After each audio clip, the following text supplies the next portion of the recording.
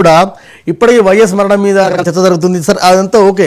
కానీ రేపు షర్మిల ఏపీకి వచ్చి ఏమని ప్రచారం చేస్తారా? అన్న మీద ప్రచారం చేస్తారా, లేకుంటే వైఎస్ వారసురాలుగా ప్రచారం చేస్తారా? ఇది ఒక పెద్ద ఎత్తున చర్చ కొనసాగుతుంది. ఏం చెప్తారు మీరు? ఇప్పుడు కాంగ్రెస్ పార్టీ తరఫున ఆవిడ నాయకురాలుగా వస్తే ఆంధ్రప్రదేశ్ ప్రభుత్వ వైఫల్యాల మీద ఖచ్చితంగా మాట్లాడతారు. ఆంధ్రప్రదేశ్ ప్రభుత్వ వైఫల్యాల మీదే ఆవిడ వ్యతిరేకంగా ప్రచారం చేసేదానికి అవకాశం ఉంది. అయితే షర్మిలకిన జగన్మోహన్ రెడ్డి షర్మిలకు సంబంధించినటువంటి విషయాల్లో రాజకీయ పరమైనటువంటి అన్యాయం చేశారు జగన్మోహన్ రెడ్డి.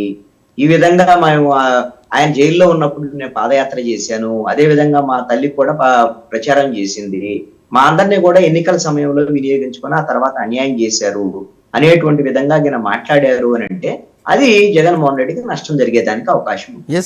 ఎందుకోసం అంటే తన చెల్లిని తల్లిని ఇద్దరిని కూడా అన్యాయం చేశారు అన్నటువంటి విధంగా ప్రతిపక్షాల వాళ్ళు మాట్లాడుతున్నారు. ఎక్కడా కూడా షర్మిల విజయమ్మ మాట్లాడలేదు ఇప్పటి వరకు. మనం అనుకోవటమే తప్ప వాళ్ళు మాట్లాడలేదు. ఎక్కడ కూడా జగన్మోహన్ రెడ్డికి వ్యతిరేకంగా, జగన్మోహన్ రెడ్డికి రాజకీయంగా నష్టం కలిగించేటువంటి విధంగా ఇప్పటి వరకు షర్మిల ఎక్కడా మాట్లాడలేదు. ఎందుకోసం అంటే ఇక్కడ జగన్మోహన్ రెడ్డితో ఘర్షణ వస్తే పార్టీ ఎక్కడ పెట్టాలి? ఆంధ్రప్రదేశ్ లో పెట్టాలి. ఆవిడ వెళ్ళి తెలంగాణలో పెట్టారు. తెలంగాణలో తిరిగారు. తెలంగాణలో తిరిగి అన్ని ప్రయత్నం చేసి అక్కడ ఏమి ప్రయోజనం లేక ఆవిడ కనీసం ఆవిడ పోటీ చేస్తే డిపాజిట్లు కూడా రావని తేలిన తర్వాత అక్కడ ఆ ప్రయోగం అంత విఫలమైన తర్వాత ఇప్పుడు మళ్ళీ ఆంధ్రప్రదేశ్కి వస్తున్నారు.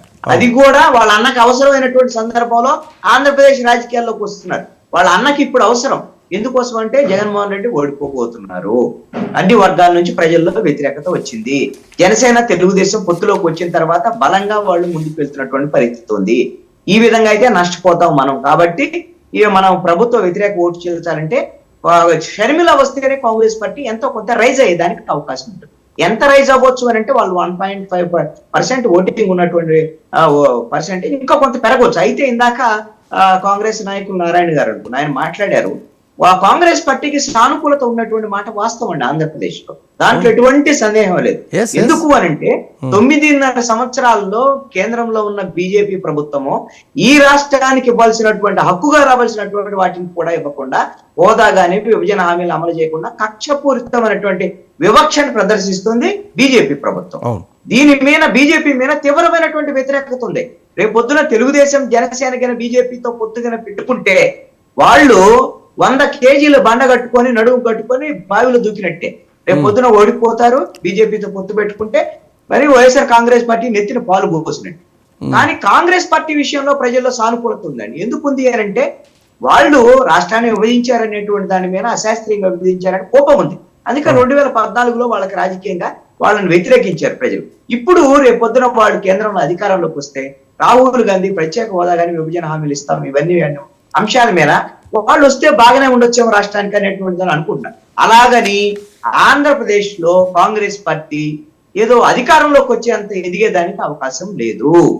కేవలము 2 ప్రధానమైనటువంటి ప్రాంతీయ పార్టీలు బలంగా ఉన్నటువంటి ఇప్పుడు కాంగ్రెస్ ఏపీలో కాంగ్రెస్ పార్టీ రోడ్ మ్యాప్ కూడా అదేనండి. ప్రత్యేక హోదాతోనే ప్రజలకు వెళ్తారు. 6 ప్రాంతాల్లో కడప కావచ్చు, విశాఖ కావచ్చు, తిరుపతి కావచ్చు, తర్వాత విజయవాడ 6 ప్రాంతాల్లో ఉన్న సమస్యలని ఎజెండాగా చేసుకొని వారు ఒక ఇష్యూ బేస్డ్గా వెళ్లేందుకు స్కెచ్ వేస్తున్నారు. వాళ్ళు వెళ్తే మంచిదేనండి. అలా వస్తే వాళ్ళకి ఎంతో కొంత బహుశా ఓటింగ్ పర్సెంటేజ్ పెరుగుతుందండి. ఇప్పుడు 1.5% నుంచి రేపు పొద్దున 5-6% ఏమైనా రావచ్చేమో.